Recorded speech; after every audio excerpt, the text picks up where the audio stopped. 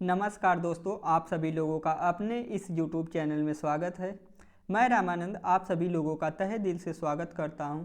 पिछली क्लास में हम लोगों ने अनुपात और समानुपात के थ्योरी पार्ट को किए थे और आज इस क्लास में हम लोग उसका एक बार रिवीजन करेंगे। उसके बाद इस चैप्टर का हम लोग MCQ को सॉल्व करेंगे। तो चलिए स्टार्ट करते हैं। इसमें दिया हुआ है अनुपात। अनुपात क्या होता है कि अनुपात वह घटती व्यंजक होता है जो समान इकाई की दो असमान राशियों के बीच संबंध या तुलना को दिखाता है। अतः अनुपात के द्वारा हमें इस बात की जानकारी मिलती है कि दो राशियों में कौन अधिक कम या कितना अधिक है। इसे दो राशियों के बीच हम लोग क्या करते हैं कि इस प्रकार के चिन्ह रखकर सूचित किया जाता है। अतः P अनुपात Q को P संबंधी Q या P अपान Q द्वारा सूचित करते हैं। अर्थात अनुपात का मतलब होता है कि जैसे मान लीजिए कोई भी दो राशि दी हुई हो और इसके बीच कौन सी राशि कितनी अधिक है और कौन सी राशि कितनी कम है, इसे व्यक्त करने के लिए हम लोग क्या करते हैं, अनुपात का प्रयोग करते हैं। जैसे मान लीजिए कोई संख्या दी हुई है 2 और 3 के बीच संबंध को स्थापित करने के लिए हम लोग इसको क्या लिखेंगे कि 2 संबंधे 3। अब 2 संबंधे 3 का मतलब हो गया कि 2 3 से कितना बड़ा है या 3 2 से कितना बड़ा है। इस प्रकार के संबंध को दिखाने के लिए हम लोग क्या करते हैं, अनुपात का प्रयोग करते हैं, जिसे हम लोग क्या 2/3 भी लिख सकते हैं। तो इस प्रकार कोई भी संख्या दी हुई हो, यदि उसका अनुपात पूछे तो हम लोग उसके अनुपात को दिखाने के लिए इस प्रकार के चिन्ह का प्रयोग करते हैं, या 2/3 या बटे के रूप में लिख देते हैं। आगे हम लोग देखेंगे। आगे इसमें दिया हुआ है विलोमानुपात या व्युत्क्रमानुपात। विलोमानुपात या व्युत्क्रमानुपात का मतलब क्या होता है कि यदि P Q कोई अनुपात हो तो क्या होता है कि यदि P Q कोई अनुपात हो तो 1/P और 1/Q को हम लोग क्या कहते हैं, विलोमानुपात या व्युत्क्रमानुपात कहते हैं। जैसे मान लीजिए कोई अनुपात दिया हुआ है P अनुपात Q और इसका पूछे कि इसका विलोमानुपात क्या होगा, तो P को हम लोग क्या लिख सकते हैं, P का विलोम क्या आ जाएगा 1/P। इसी प्रकार Q का विलोम क्या हो जाएगा 1/Q। तो इस प्रकार P का विलोमानुपात क्या हो जाएगा 1/P संबंध क्या हो जाएगा 1/Q, जिसे आगे हम लोग क्या लिख सकते हैं कि P अनुपात Q बराबर क्या हो जाएगा Q संबंधे P। तो इस प्रकार कोई भी संख्या दी हुई हो, यदि उसका विलोमानुपात पूछे तो संख्या का क्या हो जाता है, उल्टा हो जाता है। तो इस प्रकार एक उदाहरण के माध्यम से हम लोग इसको देखेंगे। तो जैसे मान लीजिए कोई संख्या दी हुई है 2 और 3 दिया हुआ हो और इसका विलोमानुपात पूछे तो हम लोग क्या करेंगे, इसका विलोमानुपात निकालने के लिए हम लोग क्या देखे थे कि P संबंधे Q, इसका विलोमानुपात क्या हो जाता है Q संबंधे P। तो यदि हमें पता रहेगा तो डायरेक्ट हम लोग क्या करेंगे कि 2 संबंधे 3 का विलोमानुपात क्या हो जाएगा 3 संबंधे 2। तो इस प्रकार से कोई भी संख्या दी हुई हो, यदि उसका विलोमानुपात पूछे तो संख्या का क्या हो जाता है, उल्टा हो जाता है। यदि यहीं पे दिया हुआ है कि 2 संबंधे 3 संबंधे 4, इस प्रकार से दिया हुआ हो, यदि इसका तब विलोमानुपात पूछे तो हम लोग क्या लिख सकते हैं कि 1/2 संबंधे 1/3 संबंधे क्या हो जाएगा 1/4। इस प्रकार की कोई भी संख्या, कितना भी संख्या दी हुई हो, यदि उसका विलोमानुपात पूछे तो संख्या का क्या हो जाता है, उल्टा हो जाता है। तो इसे ही हम लोग क्या कहते हैं, विलोमानुपात कहते हैं। आगे हम लोग देखेंगे। आगे इसमें दिया है वर्ग अनुपात या द्विघाती अनुपात। वर्ग अनुपात या द्विघाती अनुपात का मतलब क्या होता है कि संख्याओं का क्या हो जाता है, स्क्वायर हो जाता है। यदि P की कोई अनुपात हो तो P स्क्वायर Q स्क्वायर और R स्क्वायर को हम लोग क्या कहते हैं कि इसका वर्गानुपात कहते हैं। जैसे मान लीजिए कोई संख्या दी हुई है 2 संबंधे 3 संबंधे 4, इस प्रकार की कोई संख्या दी हुई हो, इसका वर्गानुपात पूछे तो हम लोग संख्या का क्या करेंगे, वर्ग निकाल लेंगे। तो 2 का वर्ग क्या हो जाएगा 4, इसी प्रकार 3 का क्या हो जाएगा 9, इसी प्रकार 4 का क्या हो जाएगा 16। तो इसे ही हम लोग क्या कहेंगे, वर्गानुपात कहेंगे। यहीं पे यदि वर्गमूलानुपात पूछे तो संख्या का हम लोग क्या कहते हैं, वर्गमूल निकाल लेते हैं। जैसे मान लीजिए कोई संख्या दी हुई है 9, फिर संबंधे दिया हुआ है 16, संबंधे यदि दिया हुआ है 25, इसका यदि वर्गमूलानुपात पूछे, वर्गानुपात नहीं वर्गमूलानुपात पूछे तो हम लोग संख्या का क्या करते हैं, वर्गमूल निकाल लेते हैं, यानी 9 का वर्गमूल निकाल लेंगे। इसी प्रकार 16 का निकाल लेंगे, इसी प्रकार 25 का निकाल लेंगे तो 9 का वर्गमूल कितना हो जाएगा 3। इसी प्रकार 16 का कितना हो जाएगा 4। इसी प्रकार 25 का क्या हो जाएगा 5। तो इस प्रकार कोई भी संख्या दी हुई हो, यदि उसका वर्गानुपात पूछे तो संख्या का हम लोग क्या करेंगे वर्ग कर देंगे, और यदि वर्गमूलानुपात पूछे तो उस संख्या का हम लोग क्या करेंगे वर्गमूल निकाल लेंगे, तो वही उसका क्या हो जाएगा वर्गमूलानुपात हो जाएगा। आगे हम लोग देखेंगे, आगे इसमें दिया हुआ कि घनानुपात या त्रिघाती अनुपात। घनानुपात क्या होता है कि यदि कोई संख्या पी क्यू आर कोई अनुपात हो तो यहाँ पे पी का क्यू और क्यू का क्यू और आर का क्यू को हम लोग क्या कहते हैं घनानुपात कहते हैं। एक उदाहरण के माध्यम से हम लोग देखेंगे, जैसे मान लीजिए कोई संख्या है 2 संबंधित 3 संबंधित 4, इस प्रकार की कोई संख्या दी हुई हो और इसका घनानुपात पूछे तो क्या हो जाएगा संख्याओं का हम लोग क्या करेंगे क्यूब निकाल लेंगे। जैसे 2 का क्या हो जाएगा क्यूब, इसी प्रकार 3 का क्यूब, इसी प्रकार क्या हो जाएगा 4 का क्यूब। तो इस प्रकार 2 का क्यूब कितना हो जाएगा 2 दूनी 4 दूनी 8। इसी प्रकार 3 का क्यूब क्या हो जाएगा 3 3 9 3 27। इसी प्रकार 4 का हम लोग निकालेंगे 4 चौका 16 16 चौका 64। तो इस प्रकार इसका घनानुपात क्या हो जाएगा 8 संबंधे 27 संबंधे 64। तो इस प्रकार की कोई भी संख्या दी हुई हो, इसका घनानुपात पूछे तो संख्या का हम लोग क्या करेंगे कि क्यूब निकाल लेंगे, तो जो संख्या प्राप्त होगी वही उसका क्या हो जाएगा घनानुपात या त्रिघाती अनुपात हो जाएगा। आगे हम लोग देखेंगे, आगे इसमें दिया हुआ है यौगिक अनुपात। यौगिक अनुपात क्या होता है कि दो या दो से अधिक अनुपात के पहले पद तथा अंतिम पदों के गुणनफल के अनुपात को, यहाँ पे मिसप्रिंट हो गया है, यहाँ पे क्या हो जाएगा अनुपात को यौगिक अनुपात कहते हैं। अतः P संबंधी Q, R संबंधी S तथा T संबंधी U का यौगिक अनुपात क्या हो जाएगा P गुणे R गुणे T संबंधी क्या हो जाएगा Q गुणे S गुणे U। इसका मतलब ये होगा कि जैसे मान लीजिए कोई संख्या दी हुई हो, जैसे A संबंधी B, फिर दिया हुआ है कि C संबंधी D और दिया हुआ है E संबंधी F। इस प्रकार से कोई संख्या दी हुई हो, इसका यौगिक अनुपात पूछे तो यौगिक अनुपात का मतलब होता है कि जो संख्या का क्या होता है कि पहला पद होता है, जैसे इसका पहला पद A का पहला पद A, फिर इसके बाद इसका पहला पद C और इसका पहला पद क्या होता है E। तो पहले पदों का गुणनफल और दूसरे पदों के गुणनफल के अनुपात को हम लोग क्या कहते हैं यौगिक अनुपात कहते हैं। तो यदि A संबंधी B, C संबंधी D और E संबंधी F का यौगिक अनुपात पूछे तो जो इसका पहला पद है, इसका पहला पद, इसका पहला पद और इसका पहला पद, तो क्या हो जाएगा A गुणे C गुणे E। अब फिर यहाँ पे हम लोग क्या करेंगे संबंधे का चिन्ह लगाएंगे, फिर इसमें क्या हो जाएगा B गुणे D गुणे क्या हो जाएगा F। इसे ही हम लोग क्या कहेंगे यौगिक अनुपात कहेंगे। तो इस प्रकार की कोई भी संख्या दी हुई हो, यदि उसका यौगिक अनुपात पूछे तो हम लोग इसमें क्या होता है कि पहले पदों का गुणनफल और अंतिम पदों की गुणनफल के बीच जो संबंध होता है उसी को हम लोग क्या कहते हैं कि यौगिक अनुपात कहते हैं। एक उदाहरण के माध्यम से हम लोग इसे देखेंगे, जैसे इसमें कोई संख्या दी हुई हो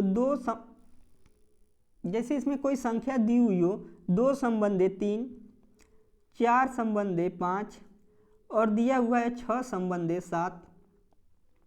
इस प्रकार की कोई संख्या दी हुई हो और यदि इसका पूछे कि यौगिक अनुपात क्या होगा, तो इसमें क्या हो जाएगा कि पहले पदों का गुणनफल क्या हो जाएगा पहले पदों का गुणनफल और अंतिम पदों के गुणनफल के अनुपात को हम लोग क्या कहेंगे यौगिक अनुपात कहेंगे। तो यहाँ पे पहले पदों का गुणनफल हम लोग देखेंगे, जैसे 2 गुणे 4 गुणे 6 और अंतिम पद 3 गुणे 5 गुणे 7 के अनुपात को हम लोग क्या कहेंगे कि यौगिक अनुपात कहेंगे। तो यौगिक अनुपात में हमेशा हम लोग देखेंगे कि जब दिया रहेगा कि 2 या 2 से अधिक संख्या दी रहेगी तो उसमें पहले पद जो होते हैं पहले पदों का गुणनफल एक साइड और दूसरे पदों का गुणनफल दूसरी साइड, और इसके बीच हम लोग क्या करेंगे कि संबंधे के चिन्ह लगा देंगे और जो संख्या प्राप्त होगी वही उसका क्या हो जाएगा यौगिक अनुपात हो जाएगा। अब यहाँ पे 2 गुणे 4 गुणे 6 संबंधे 3 गुणे 5 गुणे 7, यही इसका क्या हो जाएगा यौगिक अनुपात हो जाएगा।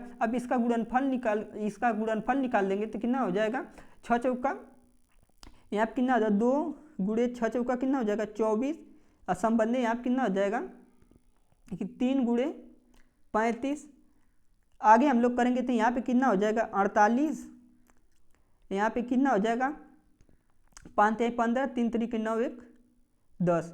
तो इस प्रकार इसका यौगिक अनुपात क्या हो जाएगा 48 संबंधे 105। तो इस प्रकार कोई भी संख्या दी हुई हो और यदि उसका यौगिक अनुपात पूछे तो हम लोग क्या करेंगे, जो संख्या दी रहेगी उसका हम लोग पहले पदों का गुणनफल एक साइड, दूसरे पदों का गुणनफल दूसरी साइड, और इसके बीच हम लोग क्या करेंगे संबंध का चिन्ह निकाल लेंगे। फिर उसके बाद हम उसका क्या करेंगे गुणनफल निकालेंगे, तो जो वैल्यू प्राप्त होगी वही उसका क्या हो जाएगा कि यौगिक अनुपात हो जाएगा। आगे हम लोग देखेंगे, आगे इसमें दिया हुआ है कि समानुपात। समानुपात क्या होता है कि जब दो अनुपात आपस में बराबर होते हैं तो उसे हम लोग क्या कहते हैं समानुपात कहते हैं। कि जब दो अनुपात आपस में बराबर होते हैं तो उन्हें हम लोग क्या कहते हैं समानुपात कहते हैं। इसे दो अनुपातों के बीच इस प्रकार के चिन्ह रखकर व्यक्त किया जाता है। इसे हम लोग क्या करते हैं कि इस प्रकार के चिन्ह को रखकर व्यक्त करते हैं। यदि दो अनुपात P और Q बराबर हो तो इसे हम लोग समानुपाती रूप में क्या लिखते हैं कि P संबंधे Q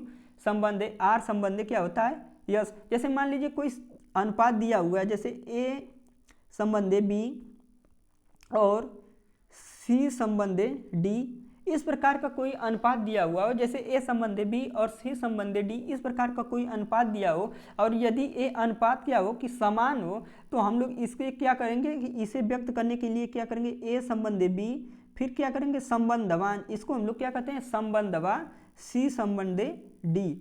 तो ये क्या हो जाएगा कि A संबंधे B संबंधवान C संबंधे D, जिसमें A क्या होता है प्रथम पद, B क्या होता है द्वितीय पद, C क्या होता है तृतीय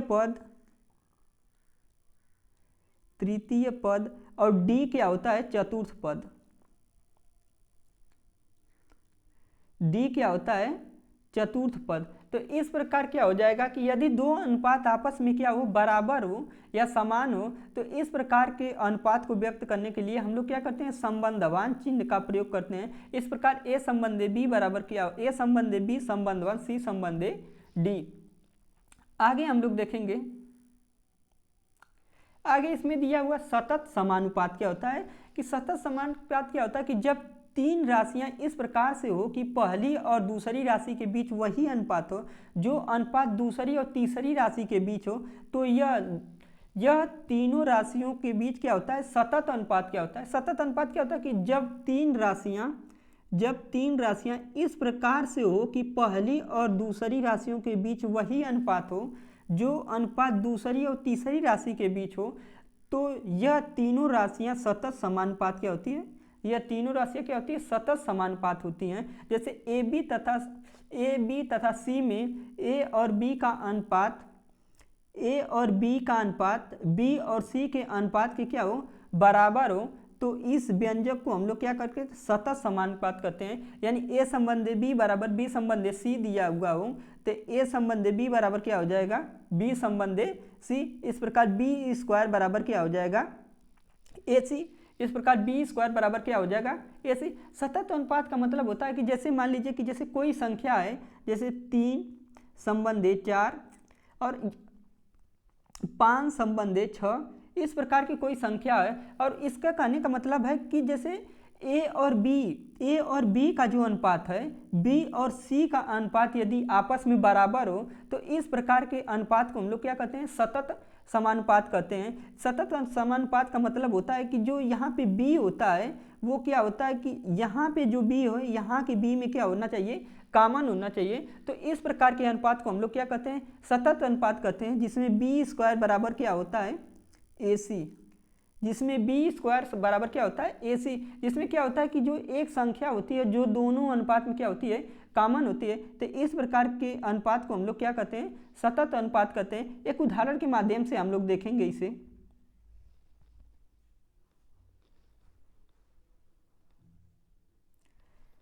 जैसे मान लीजिए कोई अनुपात दिया हुआ है 3 संबंधे 5 और दिया हुआ है 5 संबंधे 4। ऐसे इस प्रकार से कोई अनुपात दिया हुआ है 3 संबंधे 5 और दिया हुआ है 5 संबंधे 4। इसको हम लिख सकते हैं कि 3 संबंधे 5 फिर संबंधवान 5 संबंधे 4। अब इसका अनुपात हम लोग निकालेंगे, आगे इसको हम लोग सॉल्व करेंगे। तो इसको हम लोग क्या लिख सकते हैं कि बी स्क्वायर बराबर ए सी, बी स्क्वायर बराबर क्या हो जाएगा ए सी, जिसमें कि यहाँ पे ये हो जाएगा, ये भी क्या हो जाएगा बी हो जाएगा, ये भी क्या हो जाएगा बी हो जाएगा, और ये पे क्या हो जाएगा सी हो जाएगा। सतत अनुपात का मतलब होता है कि ए और बी में जो संबंध होता है वही संबंध बी और सी में होता है। तो इस प्रकार से बी स्क्वायर बराबर क्या हो जाएगा ए सी। तो यहाँ पे बी का मान कितना दिया हुआ है 5, 5 का स्क्वायर कर लेंगे। यहीं पे सी का ए का मान कितना दिया हुआ है 3, और सी का मान कितना दिया हुआ है 4। तो यहाँ पे कितना हो जाएगा 25 बराबर कितना हो जाएगा 4×3 12। तो इस प्रकार सतत अनुपात का मतलब होता है कि ए और बी, पहली और दूसरी संख्या का जो अनुपात होता है वही दूसरी और तीसरी का संख्या का अनुपात होता है। तो उसे हम लोग क्या कहते हैं सतत अनुपात कहते हैं। आगे हम लोग देखेंगे, आगे इसमें दिया हुआ है, इसका MCQ है, तो हम लोग यहीं से इसका MCQ सॉल्व करेंगे। तो चलिए स्टार्ट करते हैं। इसमें पहला दिया हुआ है कि 600 को 2 संबंधित 3 संबंधित 5 में बांटिए। 600 को 2 संबंधित 3 संबंधित 5 में विभाजित करने का मतलब है कि 600 का पूरा भाग कितना है। यहाँ पे हम लोग देख लेंगे 600 है, तो 600 का पूरा भाग कितना है 10। 600 इसका योग निकालेंगे, 2 संबंधित 3 संबंधित 5 का योग हम लोग निकालेंगे तो कितना आएगा 10। अब इसमें पूछ रहा है कि इसको कह रहा है कि 2 संबंधित 3 संबंधित 5 में बांटना है। तो यहाँ पे हम लोग पहला भाग देखेंगे। तो यहाँ पे पहला भाग क्या हो जाएगा,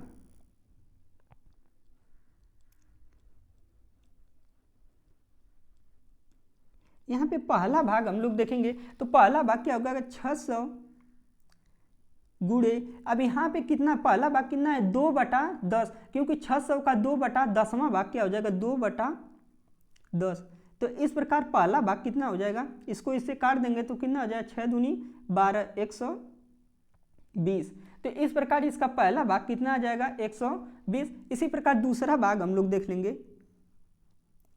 दूसरा भाग क्या हो जाएगा,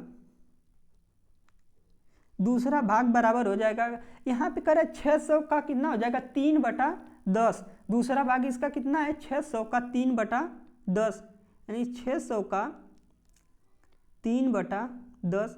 इसको हम निकालेंगे तो क्या हो जाएगा 0 से 0 कट जाएगा, कितना होगा 6×3 18। इसी प्रकार तीसरा भाग देखेंगे। तीसरा भाग क्या हो जाएगा, इसका तीसरा भाग हो गया 600 का 5/10। 600 का 5/10, 0 से 0 क्या हो जाएगा कट जाएगा, कितना आ जाएगा 6×5 30, कितना हो जाएगा 300।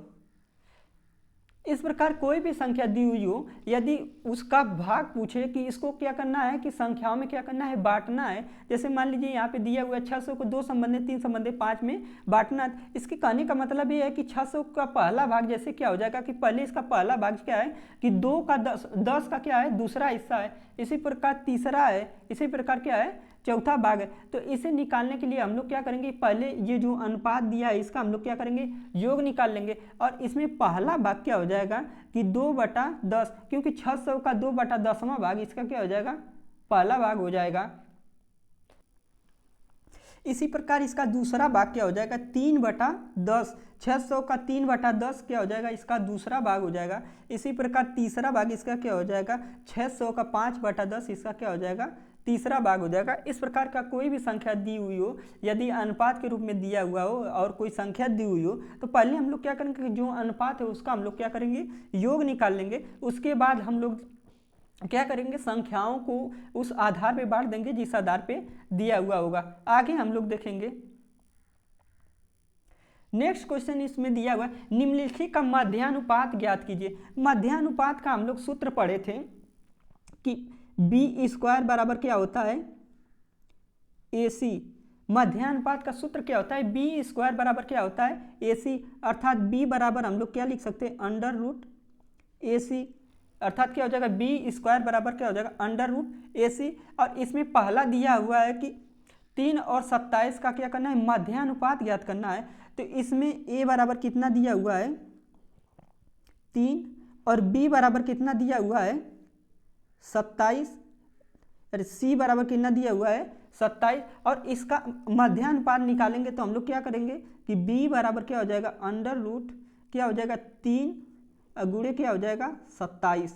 इसका मध्यानुपात का सूत्र क्या होता है, बी स्क्वायर बराबर क्या होता है ए सी, यानी बी बराबर अंडर रूट क्या होता है ए सी, बी बराबर क्या होता है अंडर रूट ए सी। तो इस प्रकार ए का मान कितना दिया हुआ है 3 और बी का मान और सी का मान कितना दिया हुआ है 27। तो इस प्रकार इसका हम लोग क्या करेंगे वर्गमूल निकाल लेंगे। तो यहाँ पे क्या हो जाएगा 3, यहाँ पे 27 को हम लोग क्या लिख सकते हैं 3 गुणे 3, 27 को हम लोग क्या लिख सकते हैं कि 3 गुणे 3। तो अब इसका वर्गमूल हम लोग निकालेंगे। तो वर्गमूल में क्या होता है कि इसका जो पेयर होता है उसमें से एक संख्या को हम लोग क्या करते हैं बाहर निकाल लेते हैं। तो यहाँ पे कितना हो जाएगा 3 गुणे 3। तो इस प्रकार इसका मध्यानुपात कितना हो जाएगा 9। इस प्रकार इसका मध्यानुपात क्या हो जाएगा 9। इस प्रकार की कोई भी संख्या दी हुई हो और यदि उसका मध्यानुपात पूछे तो यहाँ पे क्या होता है कि मध्यानुपात का सूत्र होता है बी स्क्वायर बराबर क्या होता है ए सी। तो बी बराबर क्या हो जाएगा अंडर रूट ए सी। अब यहाँ पे ए का मान कितना दिया हुआ है 3 और सी का मान कितना दिया हुआ है 27। तो इस प्रकार बी बराबर क्या हो जाएगा अंडर रूट 3 गुणे 27। अब इसका 3 गुणे 27 को हम लोग 27 को क्या लिख सकते हैं कि 3 गुणे 3, क्योंकि 3 का क्या है क्यूब है। अब वर्गमूल निकालने के लिए हम लोग क्या करते हैं कि 2 का जोड़ा बनाते हैं, 2 के रूप में 2 का हम लोग क्या करते हैं जोड़ा बनाते हैं। तो इस प्रकार यहाँ पे कितना बढ़ रहा है 2 जोड़ा बन रहा है। तो इस प्रकार इसका क्या हो जाएगा 3 गुणे 3, इस प्रकार कितना हो जाएगा 9। तो इस प्रकार इसका मध्यानुपात कितना आ जाएगा 9। आगे हम लोग देखेंगे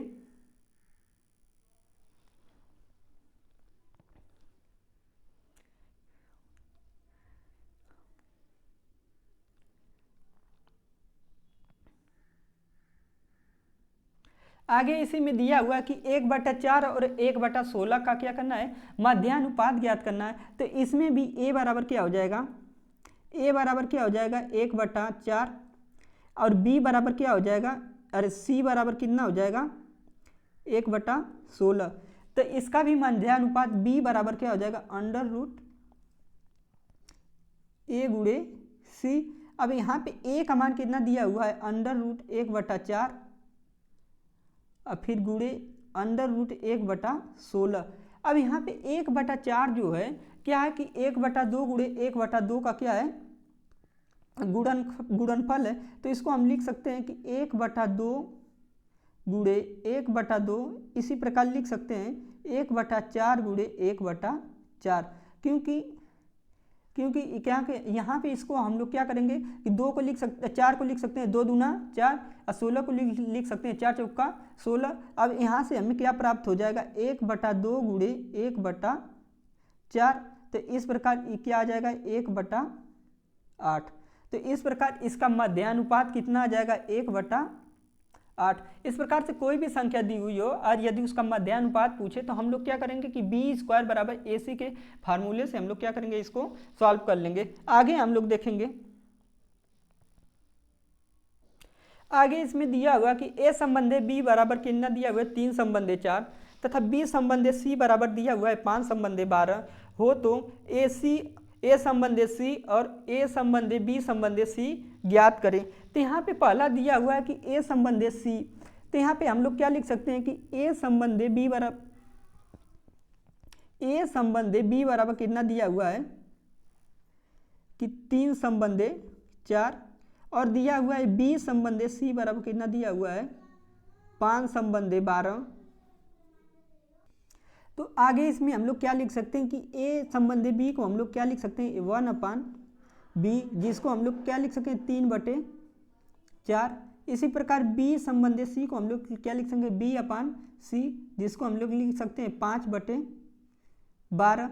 अब यहाँ पे पूछा ए संबंधे सी ज्ञात करने के लिए हम लोग क्या करेंगे ए बी और क्या करेंगे बी सी का हम लोग क्या करेंगे गुणा कर लेंगे। a/b गुणे 1/a/b गुणे क्या हो जाएगा b/c। तो यानी क्या हो जाएगा a/b गुणे b/c बराबर कितना हो जाएगा 3/4 गुणे 5/12। क्या हो जाएगा 3/4 गुणे 5/12। यहाँ से b क्या हो जाएगा b से डिवाइड हो जाएगा। तो यहाँ पे क्या हो जाएगा यहाँ पे 3 क्या हो जाएगा इससे क्या हो जाएगा, डिवाइड हो जाएगा तो कितना हो जाएगा 4/3 12। तो इस प्रकार A/C बराबर कितना हो जाएगा 5/16। इस प्रकार A/B बराबर क्या हो जाएगा 5/16, अरे A/C हो जाएगा, सॉरी A/C बराबर कितना हो जाएगा 5/16। इस प्रकार A संबंधी C बराबर कितना हो जाएगा 5/16। इस प्रकार कोई भी संख्या दी हुई हो, यदि उसमें क्या हुआ कि यदि दो संख्या दी हुई हो और उसमें तीसरी संख्या पूछे तो हम लोग क्या करेंगे कि दो संख्याओं का हम लोग क्या करेंगे आपस में गुणा कर देंगे, तो जो तीसरी वैल्यू आएगी वही क्या हो जाएगा A और C का संबंध आ जाएगा। इसी प्रकार इसी में दूसरा देखेंगे A संबंधी B संबंधी C, तो A संबंधी B संबंधी C क्या हो जाएगा A क्या हो जाएगा A संबंधी B संबंधी C। A संबंधी B संबंधी C निकालने के लिए हम लोग क्या करेंगे A संबंधी B और क्या हो जाएगा B संबंधी C। A संबंधी B संबंधी C निकालने के लिए हम लोग क्या करेंगे A संबंधी B असंबंधी क्या हो जाएगा B संबंधी C। इस प्रकार A संबंधी B का मान कितना दिया हुआ है 3 संबंधी 4 और B संबंधी C का मान कितना दिया हुआ 5 संबंधी 12। B संबंधी C का मान कितना दिया हुआ है 5 संबंधी 12। तो इसमें हम लोग क्या करते हैं कि जो ये 3 संबंधी 4 और 5 संबंधी 12 में हम लोग क्या करते हैं कि जो यहाँ पे 5 दिया हुआ है इसका हम लोग क्या करते हैं कि 3 में गुणा करते हैं, फिर यहाँ पे जो 4 दिया हुआ है इसका हम लोग क्या करते हैं 5 में गुणा करते हैं और फिर 4 का हम लोग क्या करते हैं 12 में गुणा करते हैं। तो इस प्रकार क्या हो जाएगा 5×3 15, यहाँ पे आप क्या हो जाएगा 5 चौका 20, यहाँ पे क्या हो जाएगा 12 चौक 48। इस प्रकार A संबंधी B संबंधी C कितना आ जाएगा 15 संबंधी 20 संबंधी 48। तो इस प्रकार की कोई भी संख्या यदि दी हुई हो, यदि A संबंधी B बराबर 3 संबंधी 4 और B संबंधी C बराबर 5 संबंधी 12 दिया हुआ हो, यदि A संबंधी B संबंधी C पूछे तो हम लोग क्या करेंगे कि पहले क्या करेंगे पहले ऊपर जो दिया हुआ है A संबंधी B जो दिया हुआ है इसको हम लोग पहले क्या करेंगे लिख लेंगे, तो कितना है 3 संबंधी 4। अब फिर यहाँ पे कितना हुआ B संबंधी C, तो B संबंधी C को यहाँ से लिखेंगे B के नीचे B और C के नीचे क्या हो जाएगा C। तो इस प्रकार यहाँ पे कितना हो जाएगा कि 5 संबंधी 12 क्या हो जाएगा 5 संबंधी 12। अब हम लोग क्या करेंगे 5 का हम लोग क्या करेंगे 3 में गुणा करेंगे और फिर उसके बाद 5 का हम लोग क्या करेंगे 4 में गुणा करेंगे, 4 का हम लोग क्या करेंगे यहाँ पे 12 में गुणा करेंगे, तो जो वैल्यू आएगी वही क्या हो जाएगी A संबंधी B संबंधी C हो जाएगा। आगे हम लोग देखेंगे अगला क्वेश्चन। आगे इसमें दिया हुआ कि यदि 3A बराबर 4B बराबर 6B तो A संबंधी B संबंधी C क्या होगा। तो इसमें हम लोग क्या करेंगे कि 3A बराबर हम लोग मान लेंगे K, तो यानी K बराबर क्या हो जाएगा 3A बराबर हम लोग क्या मान लेंगे K मान लेंगे, तो इसमें A बराबर क्या हो जाएगा K/3। इसी प्रकार यहाँ पे 4B बराबर B क्या मान लेंगे K, तो B बराबर क्या हो जाएगा 1/K/4। इसी प्रकार यहाँ पे 6B बराबर B मान लेंगे क्या K, तो यहाँ पे C बराबर क्या हो जाएगा K/6, सॉरी यहाँ पे C रहेगा। तो इस प्रकार A संबंधी B बराबर क्या हो जाएगा A संबंधी B संबंधी C बराबर क्या हो जाएगा K/3 संबंधी K/4 संबंधी क्या हो जाएगा K/6। अब यहाँ पे हम लोग क्या करेंगे कि जो ये संख्या दी हुई है इसका हम लोग क्या करेंगे एलसीएम निकाल लेंगे और उसके बाद इसके अंश में हम लोग क्या करेंगे गुणा कर देंगे। तो इस प्रकार 3, 4 और 6 का एलसीएम कितना हो जाएगा, इस प्रकार 3, 4 और 6 का एलसीएम क्या हो जाएगा, तो इसका हम लोग एलसीएम निकालेंगे तो इसका एलसीएम कितना हो जाएगा 12। अब 12 से हम लोग क्या करेंगे कि इसमें क्या करेंगे इसके अंश में गुणा कर देंगे, तो यहाँ पे क्या हो जाएगा 12/3 संबंधी कितना हो जाएगा 12/4, फिर संबंध कितना हो जाएगा 12/6,